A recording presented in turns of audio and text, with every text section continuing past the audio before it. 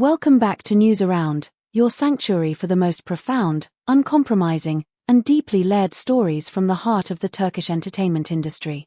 I am your host, and today, we are navigating a landscape that has been irrevocably altered. For years, the names Ebru Şahin and Akın Akınözü were synonymous with a transcendent, almost mythical romance, a partnership that seemed to defy the cynical nature of the spotlight. But today, the mirage has dissolved. In an act of unprecedented courage, Ebru Şahin has stepped out from the shadows of a carefully maintained diplomacy to deliver a truth so heavy, it has left the industry gasping for air. This is not just a story of a breakup, it is a clinical deconstruction of a psychological fortress. Before we unveil the details of this stunning revelation, please ensure you are part of our elite community. Subscribe to News Around, engage with our content by liking and commenting, and if you want to support our deep dive investigative storytelling, please consider hitting the join button to become a member. Your support allows us to remain your most trusted source for the truths others are too afraid to tell. Now, let us peel back the veneer. The revelation did not arrive with a whisper, but with the sudden, jarring intensity of lightning striking a cloudless horizon. For an eternity, Ebru Şahin occupied a space of dignified silence regarding the intricate specifics of her departure from the life she shared with Akın Akınözü. She played the role the public expected, the graceful partner, the silent co-star. But at a recent high-profile gathering, standing amidst the relentless interrogation of flashbulbs, Ebru decided that the era of polite fictions had reached its expiration date.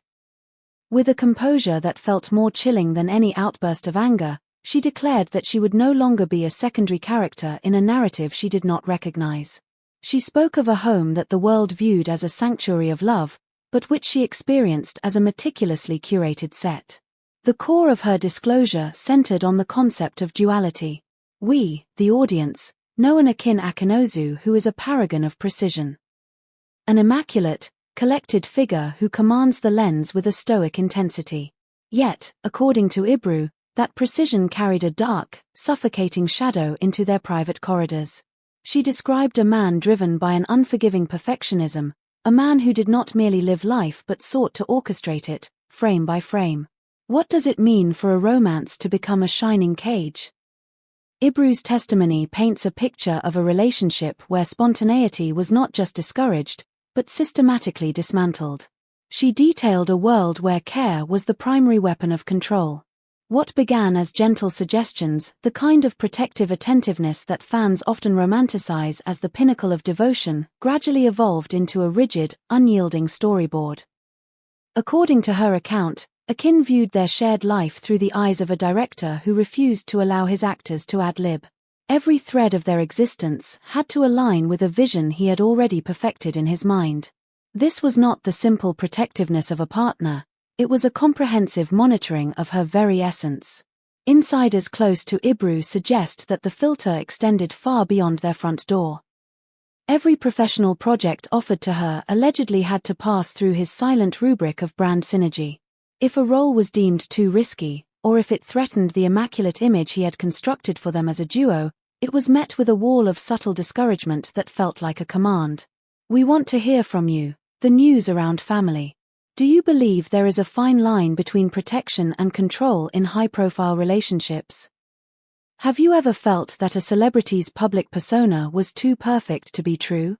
Let us know in the comments below. And a quick reminder, if you appreciate this level of detail, joining our channel via the join button is the best way to keep these stories coming. Perhaps the most heartbreaking aspect of Ebru's disclosure is the description of her own internal erosion. She confessed to friends that the transition from a sovereign woman to a whispered presence was not the result of a single, explosive event. Instead, it was a steady drip of second-guessing. She lived in a constant state of rehearsal, justifying her choices to an invisible panel chaired by the man she loved. Every friend she kept, every social circle she moved within, and even the timing of her digital footprints were weighed against his unspoken standards. He would often frame his interventions with the hauntingly familiar refrain, "I am only thinking of what is best for you." Under the weight of this perceived altruism, Ebru found her own instincts drowning.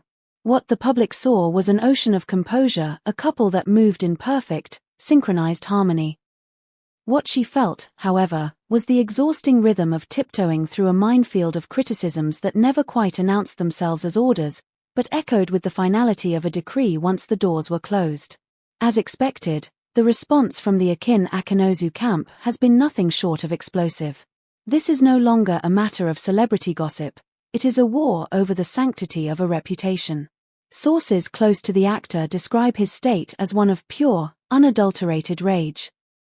To Akın, Ebru has committed the ultimate transgression. She has invited the voyeuristic gaze of the public into the sacred, private chambers of their past. From his perspective, Ebru's portrait is not a truth, but a grotesque distortion, a painting executed with the harshest, most vengeful strokes. He views this as a calculated assault on a career built on discipline and a stubborn refusal to engage in the circus of the industry. His defense, whispered by confidants, relies on the nuances of language. He insists that he never prohibited her actions, he offered counsel. He provided warnings carved from his own professional scars. To have that mentorship recast as manipulation feels, to him, like the ultimate betrayal. Currently, Akın has retreated into a fortress of silence. His phone is off, his social media presence has been pruned to the bare minimum, and he has sought the shelter of a very tight, protective inner circle. There are even whispers, unconfirmed but persistent, that he is exploring the legal boundaries of defamation, meticulously building a response that matches the precision he was once praised for. What was the final straw? What finally broke the ice that had frozen their communication for so long? According to those present during their final days, the end came not with a shout, but with a sentence of devastating clarity. Ebru reportedly looked at the man who had scripted her life and simply said, "I want to chart my own course." Those 7 words became the point of no return. The aftermath, as Ebru has confided, was the most difficult terrain she has ever traversed. The challenge was not the public chatter celebrities are used to, the background noise of speculation, but the arduous task of reclaiming the space inside her own mind. She had to learn how to stop reflexively justifying her existence.